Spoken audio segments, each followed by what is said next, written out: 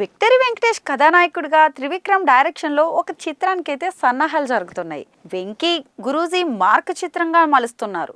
Family audience లో వెంకటేష్ కున్న image ఆధారంగానే త్రివిక్రమ్ ఫ్యామిలీ ఎంటర్టైనింగ్ కథను రాసుకున్నట్లు వినిపిస్తోంది. ఇక వెంకటరమణ అనే టైటిల్ కూడా ఫిక్స్ అయిందని సమాచారం. ఈ కథ పూర్తిగా విశాఖపట్నం నేపథ్యంలోనే సాగుతుందట.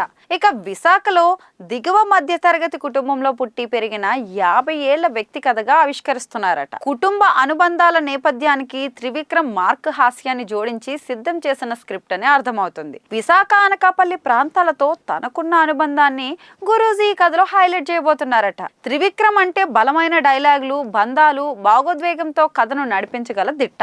ఇలాంటి కథలు రాయడం కొట్టిన పిండి.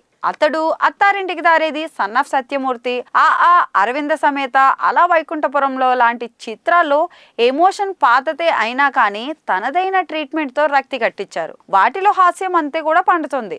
అలాంటి డైరెక్టర్ కి వెంకీ లాంటి కామెడీ తింటున్న నటుడు తోడైతే ఎమోషన్ తో పాటు హాస్యానికి కూడా ఛాన్స్ ఉంటుంది. వెంకటరమణ్ని ఈ పాయింట్ ఆధారంగానే రాసినట్లు సన్నిహితుల నుంచి సమాచారం. ఇప్పటికే ఇద్దరి కాంబినేషన్ లో మల్లేశ్వరి, నువ్వు నాకు నచ్చావు లాంటి సినిమాలు తెరకెక్కించిన సంగతి అయితే తెలిసిందే. అయితే ఈ రెండిటికి డైరెక్టర్ వేరైనా రైటర్ గా పనిచేసింది మాత్రం త్రివిక్రమే.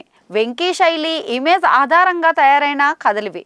మల్లీశ్వరి కూడా వైజాగ్ నేపథ్యంలోనే సాగిన చిత్రం. మరి ఆ రెండు మంచి విజయాలు సాధించిన సంగతి తెలిసిందే. ఈ నేపథ్యంలోనే వెంకటరమణపై బజ్ బాగానే క్రియేట్ అవుతుంది. వెంకటేష్ ఎన్ని జానర్ లో సినిమాలు చేసినా ఫ్యామిలీ జానర్ ని మాత్రం ఎప్పటికీ విడిచిపెట్టకుండానే చేస్తున్నారు. గత సినిమా సంక్రాంతికి వస్తుండటంతో ఏకంగా 300 కోట్ల క్లబ్ లోకి అడుగుపెట్టిన సంగతి అయితే తెలిసిందే. మరి ఈ నేపథ్యంలోనే త్రివిక్రమ్ తో సినిమా అంటే అంచనాలు అదే స్థాయిలో ఉన్నాయి.